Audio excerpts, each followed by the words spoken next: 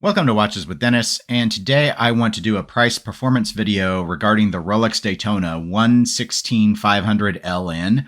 This is the current production Rolex Daytona, and a few months ago, back in May actually, I did do a price performance review of this Rolex Daytona along with two of the other historic models of the Daytona.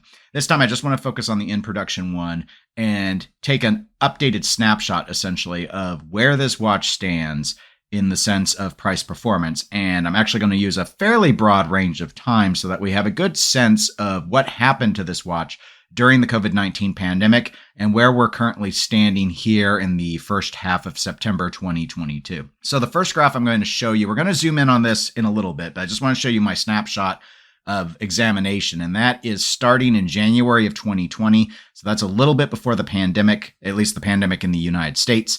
And then you can see from this graph, we're going all the way to September 2022. These are Chrono 24 numbers, so that September number is going to evolve as we get further along in the month. But we do have a little bit of data for September, so I'm going ahead and using that average price performance. This, incidentally, is for sales of the 16500LN that are considered new or were listed as new versions of the watch on Chrono 24, just so you understand the quality of the watch versus a more used watch. But you can see that overall in this examination period, we had a relatively stable line, and then it went up a bit about a year into the pandemic in the first quarter, essentially, of 2021. And then we saw a much bigger spike as of the early months of 2022, and the watch has declined since then. So let's go ahead and actually zoom in a little bit. So my y-axis is now no longer $0, but instead is $20,000. This is so we can see the peaks and valleys a little bit easier on the graph, but otherwise we're going to keep everything else essentially the same. I do have a lower ceiling as well. We're now at $55,000 rather than $60,000. But let's go ahead and let's call out some particular data points. So for the start of this examination period, January 2020, the watch was trading on Chrono 24 for $23,567. This was higher than the retail price, though I need to note that the retail price that you see in the box is the current retail price, and that price is higher now retail than it was in 2020. But we'll get to that in a little bit as we progress along in this graph. Now, depending where you live, you might consider the start date of the COVID-19 pandemic to be different than what I've got on this graph, but for all intents and purposes, March 2020 is the start of the pandemic in the United States. That's the month where at the end of March, most of the states were doing some form of stay-at-home order, and a lot of the control and mitigation protocols were in effect. So March was that transition month where we consider the pandemic as having started, at least in the United States. At that time, the watch was actually a little bit cheaper than it was in January. It was $23,437. Now, in terms of the next data point that I want to call out, we're going to talk about the retail price, and we need to jump way forward. So you can already see that throughout 2021 in particular, the watch really rose in price quite a bit. It got up over the 30,000 mark, which was significant considering that this watch before the pandemic was trading for under $25,000. But January of 2022 is when Rolex unveiled a whole slew of price increases, MSRP increases on their watches. Their steel watches, and this is a stainless steel watch, saw, I'd say, the most significant percentage increases, at least if I remember the charts correctly. But in terms of the 16500LN, it depends on which country you're in terms of which currency, but approximately speaking, the retail price went up significantly, went up 10.5%. So that is why we currently see this retail price at $14,550. That is with this price increase in effect. So you can see on the graph that the line now significantly spikes upward. And part of that may be driven, probably is driven by that retail price increase, but a lot of it was just something we saw on watches across the board. This was really when the frenzy of the flipping and the buying was in full force. And as you can see now that we move forward to March of 2022, we've reached the peak price of this examination period, $51,280. So obviously, very, very significant increase over what was seen just 2 years prior. In fact, it's more than double. But ever since March, as noted, this is the peak price. It's been falling since then. In fact, it has consistently fallen every month of the examination. So April 2022 was $50,102. May was $47,419. June was $45,090. July was $41,904. August was $39,050.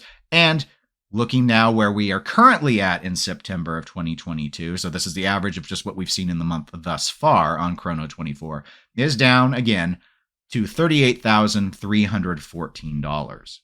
So when considering all of this collectively, we have a watch that now retails at $14,550. It got up to $51,280. It's currently at approximately $38,314. And so the price is now already down this year over 25% from where it was at its peak price back in March. But the watch still trades secondhand for over 62% higher than what it did just before the pandemic, so January 2020, and it's trading for over 163% above retail. So what does all this mean? Well, the prices are becoming more sane, as I have been predicting on a number of watches, and I think a lot of people are on board with this at this point. When I first started doing these price performance videos and talking about the decline, I think there were a lot of thoughts, and obviously we were all guessing to some degree, making our projections, but a lot of thoughts were that maybe the downturn was going to be a short-term blip, that when China would open back up more, or a handle was taken on inflation, that we would start to see the pricing stabilize and then start going back up again. Well, inflation is not yet completely under control. There are a lot of people that feel recession is imminent. Some of that relates to the war in Ukraine. Some of that relates to just what's gone on in the economy and the continued supply chain issues in a variety of industries. And China has not filled in the gap of all of this lack of demand. So I actually think the watch will continue to fall further than it is now, and I see no reason to think that it will stabilize before the end of 2022.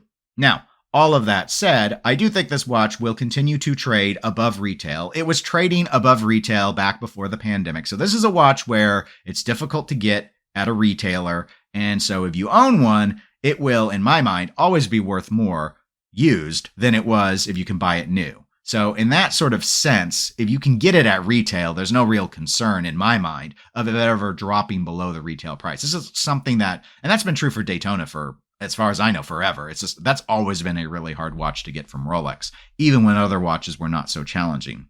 But I do expect the used price to fall below the $38,000 that it's just a little bit above at this point. Another thing, though, to remember is retail prices in 2022 are not the same as 2020. We've seen that over 10% increase in the retail price on the Daytona. And because of that, I don't ever see us getting back to this sort of January through September of 2020 period where the watch was sort of hovering around $24,000.